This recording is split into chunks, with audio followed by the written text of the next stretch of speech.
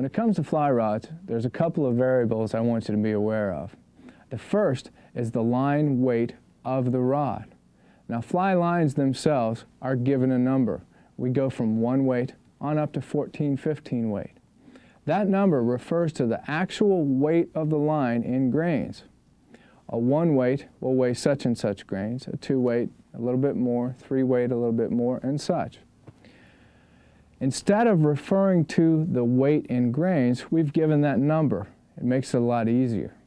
Fly rods are designed to throw a particular weight of line.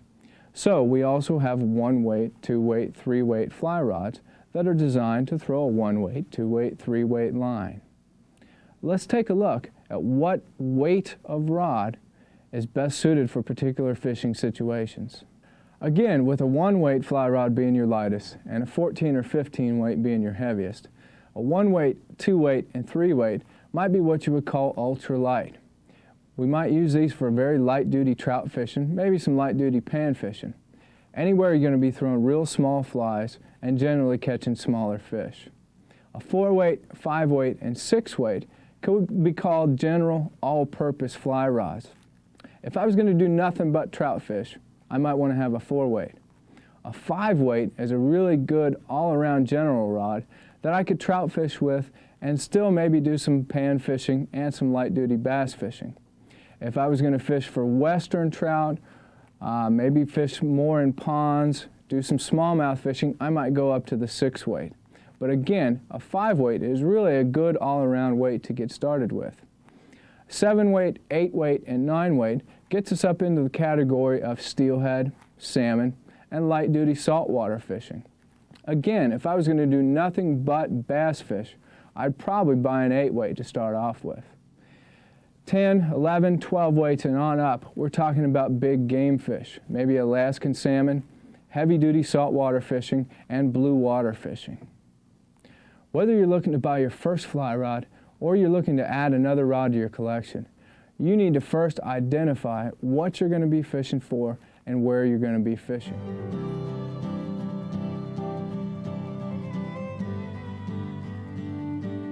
Fly rods can range in size from 6 foot on up to 10 foot and sometimes even longer. For getting started, I'm going to keep it real simple. Buy yourself a rod that's 8.5 or 9 foot in length. The longer rod is going to give you a little bit more leverage in your casting and make it a little bit easier on you, and it's going to give you more control. You'll learn later in the tape that the key to successful fly fishing is control of the line, the leader, and the fly when it's on the water. The longer rod is going to give you more control. Yes, shorter rods can have their place. They're fun to fish with in certain situations, but they tend to be a little harder to deal with right out of the chute. Let's go to the water and take a look at where the long rod really comes in handy. Right here I've got a 7 foot 9 inch fly rod, which to me is a short rod, but not to a lot of folks. You'll hear of 6 foot rods, 6.5, 7 foot rods, which can be fun, but I don't always feel that they're that practical. Now, a lot of guys will like to fish these shorter rods in tight conditions where they've got a lot of overhangs and obstructions behind them because they think they need the shorter rod to tuck in and out of the way of the obstructions. The way I see it, I could very easily fish a 10 foot rod right here. I just have to get it out of the way of the obstructions. I have to look for a window or an opening where I could put my back cast without hitting the rod on the obstructions or without getting the line in the bushes or in the trees.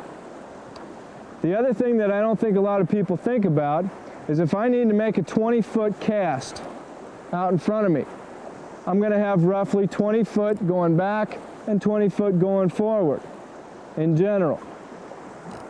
Therefore, if I have a 6 foot rod, I'll have 14 foot of line going back, 6 foot of rod. It's going to equal 20 foot.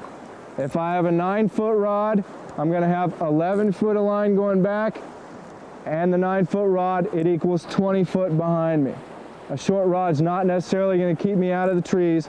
The only thing that is looking and placing your back cast and placing your rod in the right place. Now let's go to the water and see where the long rod really is an advantage. Right here I've got an 8.5 foot rod, which to me, a long rod is at least 8 foot, if not 8.5, 9, or even 10 foot rod in some extreme cases. Basically, what the long rod does is gives me more reach. We're going to talk about the control system later in the tape, but the long rod is absolutely critical in the control system. Here's a fine example where I make this cast, and if you can see that line on the water, I've got a heck of a belly that's holding the indicator and therefore the fly up in that current. With the long rod, I can simply lift that line and the leader off the water, and I get a natural drag-free drift. With the shorter rod, I simply can't pick as much line up off the water, and I don't have as much control.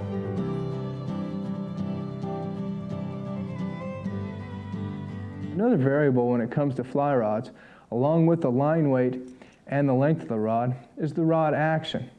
And by that I mean you either have a slow action, a medium action, or a fast action rod. The fly fishing industry has recently redefined these actions and now call them the flex profile or the flex index of the rod. You either have a full flex rod, which means the entire rod blank bends. You can actually feel it bend down into the handle. That would be a very slow action. There's a mid-flex rod, where the upper portion of the rod bends, lower portion remains fairly stiff. That would be a medium action. A tip flex, or a fast action, is where the tip of the rod bends and the rest of the rod stays fairly stiff. Now, some sweeping generalizations can be made about this flex index.